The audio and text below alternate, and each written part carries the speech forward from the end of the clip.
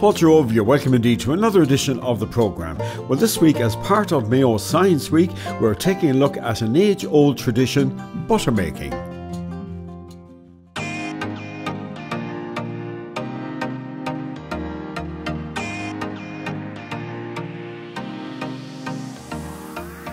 Mayo County Council Community Engagement Section is delighted to support this science-making documentary development.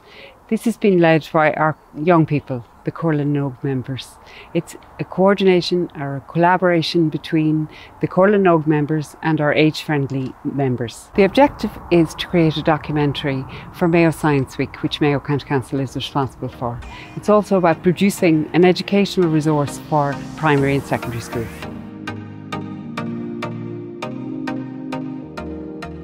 So these girls, they produce the milk and they line up twice a day to go to the parlour where they're milked, and then their milk is harnessed in a tank and it's sent off to the creamery. So I suppose what makes grass-fed cows unique and makes the butter unique that comes from their milk is the fact that in this green lush grass here in Ireland it's high in beta-carotene.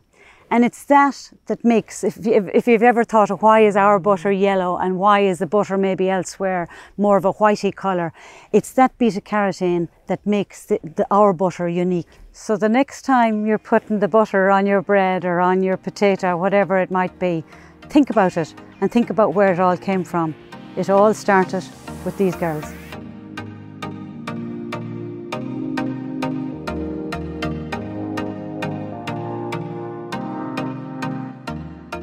You know, you're getting your cream and you're getting your milk from milking the cow. Once that was collected, it was put into these kind of large delf or crocks, they're called. And the cream would rise to the top over a number of days. That is what was skimmed off, and that skimmed cream and milk was put into the churn. So that's what you were actually churning. You would start basically churning and churning and churning. Eventually it would just start getting really hard to turn, and it just gets harder and harder and tiring as well. So that's why you probably needed a hand. And then eventually you start hearing a splashing sound. And it means that your butter has separated from the buttermilk. Happy days. So what that would mean is that you have a whole pile of liquid and one big lump of butter, and you have to get rid of that liquid. So in this particular type of churn, you would take out that piece there and you would pour your buttermilk off into a dish. Some of the butter would be, most of it will be kept for the family to use at home. But sometimes you'd have too much. And if you didn't have a place to store it, you might want to sell a bit off at the market. And some people did that, and they would have their own particular stamp for stamping the butter. So they make a pound and then they would stamp it, and it would leave an imprint onto the butter. This particular one is based on one in the collections, and it has a cow on it. But again, you could probably tell if you're buying butter at the market whose butter it was from the imprint. So you could go, okay, that has a cow on it there, that's Mrs. Doyle's butter. I don't like that, it's too salty.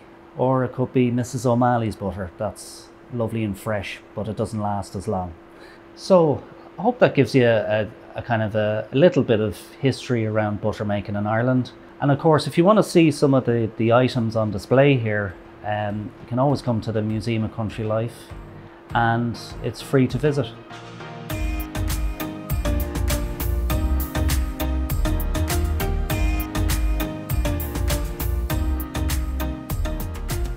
Hello, I'm Aoife and this is Rebecca from Gohirla Nog. Later this week we'll be making our own butter for Science Week, so we decided to interview some experts for their tips and tricks on how they made butter growing up.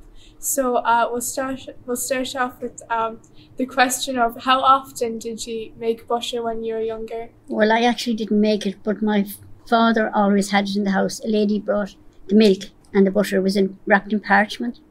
And I always remember it was kept in a fridge. Well, it wasn't a fridge at the time. It was a cool press in the shed. And it tasted different during the year. There was always a different taste and a different colour with the butter. How did the taste of the butter change throughout the year? That would be according to the grass and the feedstuff of the cattle, of the cow, rather. In winter time, there would be a strong taste of the butter. Heather is supposed to be the best food for a cow to eat to produce good butter. Yeah. Heather and fresh grass. Also, I think the clover and the different seasons, the rich grass, the carotene in the grass is what contributes to the lovely rich colour that good homemade butter should look like, and that definitely has a lot to do with the feeding. And the flavour comes from, as Tessa said, from, of course, the foodstuffs that we eat. What would you use the byproduct of the buttermilk for in your household? Oh, I couldn't imagine, it is difficult to imagine the difference it makes when you're really making good homemade brown bread, and that you have real, what I call real buttermilk. In comparison to the cultured milks, they're fine, but I really think that there is no substitute for buttermilk. In the olden days, in the absence of 7-Up and all the lovely soft drinks that we can get today, people went off with their bottles of fresh buttermilk, going to the bog. You're too young to remember or know anything, but going to the bog to save the turf. You packed like a picnic. You brought a good bottles of buttermilk. You brought homemade butter in jam jars. And how did you store them? What was the refrigeration mechanism? Down in the bog in a hole where it's very, very cold, they'd stay there for ages. And indeed, butter is still being found. Somebody asked me a question the other day, how long would butter last? Well, given that butter has been found in the Middle East and on bogs, over the years, and continues to be found. So, how much manual labour and time went into making the butter?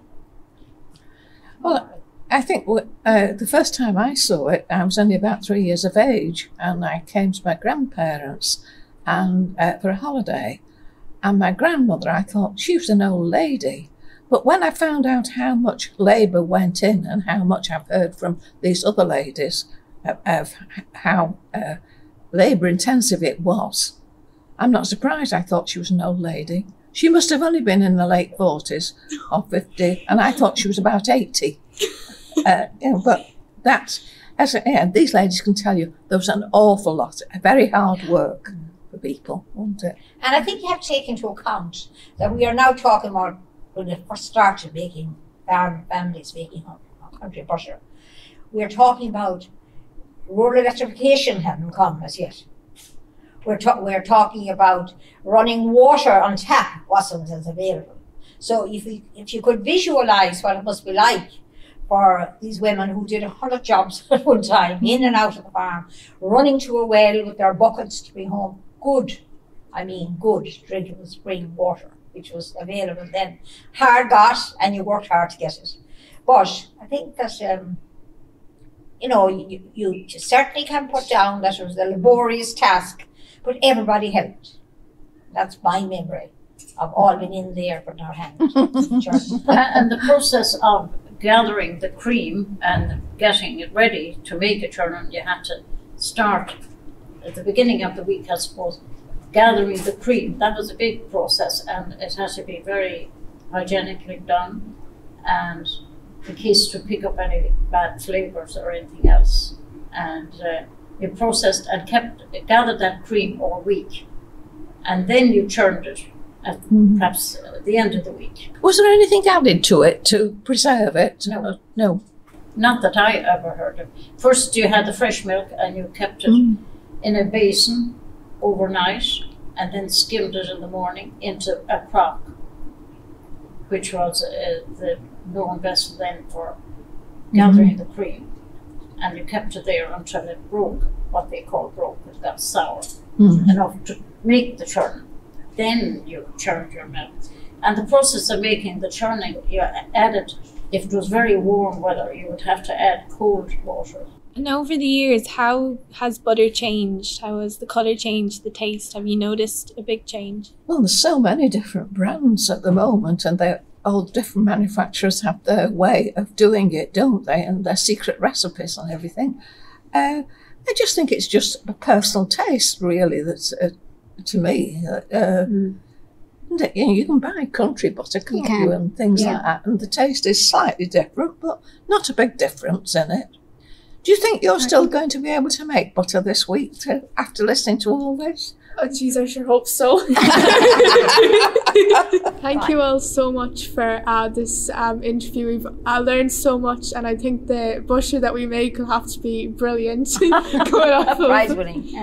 Prize winning. I think you ought to ask us now back for a sample of what you're going to make. You might want to taste it. Thank you for the opportunity. Thanks very much.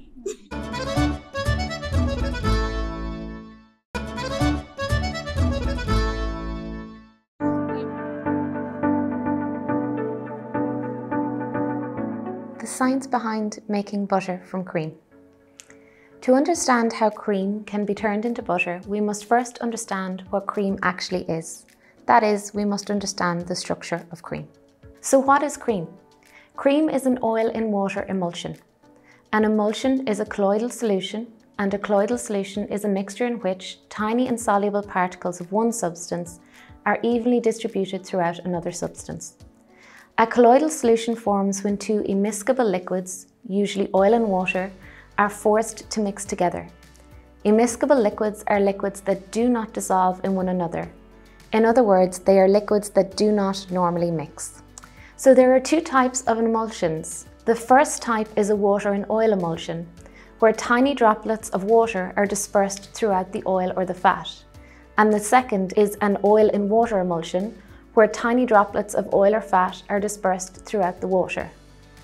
So cream, as we said, is an oil in water emulsion. But what then is butter? Butter is also an emulsion, but it is a water in oil emulsion. So in turning cream into butter, we are in fact turning an oil in water emulsion, be it the cream, into a water in oil emulsion, or butter. So as we said, butter is an oil in water emulsion. But how does this work? So scientifically, what happens to change the type of emulsion when we turn cream into butter? To understand how and why this happens, we first need to look a little closer at the droplets of oil that are dispersed within the cream. So the oil droplets in the cream actually contain some solid fat, and these are also known as fat crystals. These fat crystals are very important when it comes to making butter, and we will see why later on in this presentation. So to make butter, we start off with double or heavy cream. By agitating the cream, for example through whisking it or shaking it, we introduce air bubbles, and this creates whipped cream. If we continue to agitate the now whipped cream, some of the oil droplets will start to move towards the air bubbles, and this is because oil is hydrophobic. In other words, oil doesn't like water, so it prefers to gather around the air bubbles. If we continue to agitate further, the air bubbles will burst. And when this happens, the oil droplets that were surrounding the air bubbles will clump and stick together. This is known as partial coalescence. This partial coalescence is important because it's what results in the formation of butter. Normally when two oil droplets come together, they merge to create a bigger droplet of oil. But due to the presence of the solid fat crystals within the oil droplets that we mentioned earlier, they will actually only partially coalesce as we continue to agitate or whisk the cream. The oil droplets will continue to clump together and form clusters, and it's at this point that the mixture will start to look like butter. So if we continue to agitate, the fat clusters will keep coming together until they form a large network of fat. This structure, known as a fat globule network, is so strong that it will start to hold in water droplets. So now our emulsion has changed. What started out as an oil and water emulsion, or cream, has now become a water in oil emulsion, also known as butter. Most of the liquid separates from the fat and it's left behind as the fat clumps together, and this liquid is known as buttermilk. At this stage, the buttermilk can be drained away and used in baking. The remaining fat, or butter, is then squeezed and pressed to remove as much liquid as possible, which results in a solid, creamy butter. Salt is often added to flavour the butter and to extend its shelf life. Many other flavourings can also be added to homemade butter, making it a very versatile product.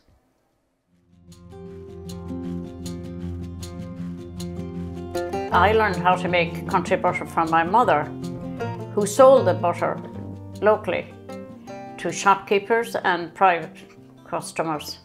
I'm now going to show you how to start the whole process of making country butter. First, you gather the milk, fresh milk from the cow, and you store it in a basin overnight, but you can leave it a little longer if you wish. Then you skim it off into another crock. So we have stored this cream for about 7 or 8 days, and it has matured and it's sour. So now we're going to proceed to make the churning, where we put the cream into the churn.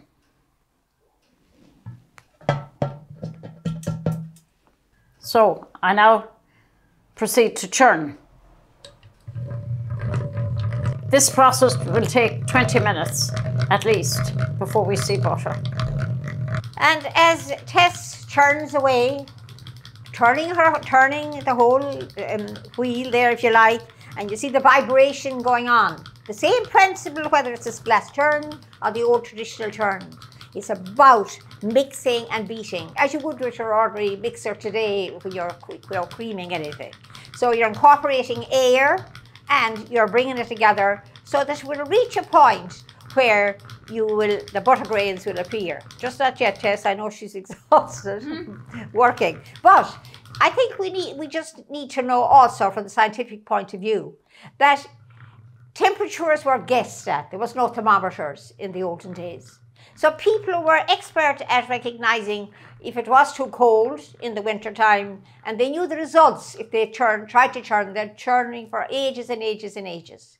So they could rectify that by adding just a little tepid water, just a little, and being very careful drop by drop, just to make sure, so that you end up, with butter grains that are, not too large and that will come together to form the whole later. On the other hand, if it's summertime and you want to cool it, well, also a little chilled water would help, just to bring it back to temperature. I have now got butter made. The butter is made. So I proceed to take it out of the churn. I'm taking the buttermilk from the churn and putting it into a bowl so it will be easier for me to get the butter out, I think. This was mainly done by hand, I can tell you. Okay. Well, I'm now washing the butter with the cold water. So I'll continue to do this until the water runs clear. Now, of course, you wouldn't throw that away. That has many uses. Could be fed to the pigs, if you had a pig or whatever, or to your poultry, whatever. Now we're going to proceed to put in some salt for flavour. And spread it around.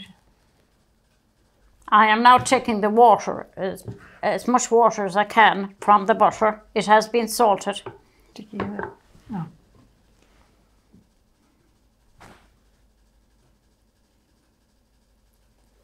Now she can do many things with this shaping this, putting it into a dish, but putting it in creatively, making little butter balls, as we call them, or rolls, whatever. As I said earlier, it can be shaped into whatever we want. You would, if you were selling butter, this is the way you would sell it, in what they called a roll of butter. And that's what they would buy, and they could cut down in sections as they wanted it. Pound, half pound or whatever. I remember myself, people bringing butter into Castlebar, the town, and selling it, you know, to the shops, who were delighted to get the fresh homemade butter. Ready for sale. But it can't beat the country butter. Everything is natural, from the buttermilk, which you can use for baking and many other things, and to the butter, which is natural and pure. I suppose we have to say that we are very proud to be able to continue to make homemade butter, at least celebrate the energy and the time, dedication, and I suppose skill that was acquired in an uneducated way, if you like, but there's no way of learning better than learning by doing. And this is what we have been trying to demonstrate to you in the absence of thermometers and things. It's amazing how we can end up with a product that it's delicious, nutritious, absolutely edible for baking and using in cookery, for eating, or whatever other use that we would like to make of it. We are glad to be able to stand behind the label Irish Country Butter.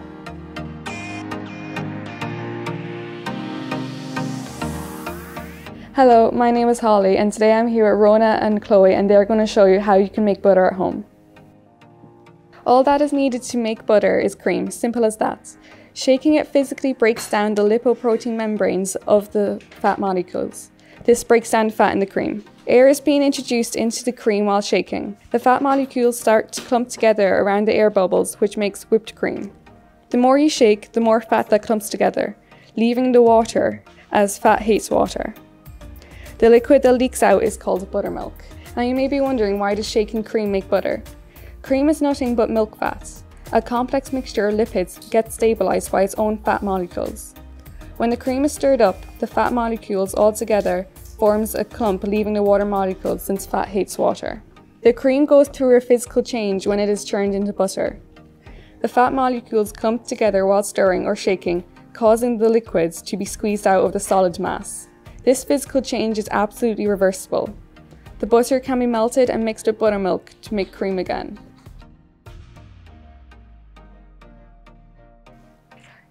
Here we see Chloe straining the butter to get rid of the excess buttermilk. We'll now run cold water through it to get rid of any buttermilk that may be left behind.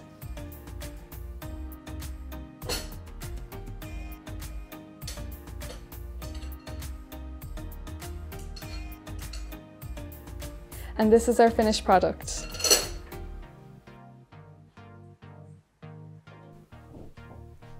Thank you, Chloe and Rona, for this amazing butter. Now, as you can see, it is so simple to make that you too could do it at home. So why not give it a go? All you need is cream and salt. Salt is just to add flavour, so don't worry about adding it.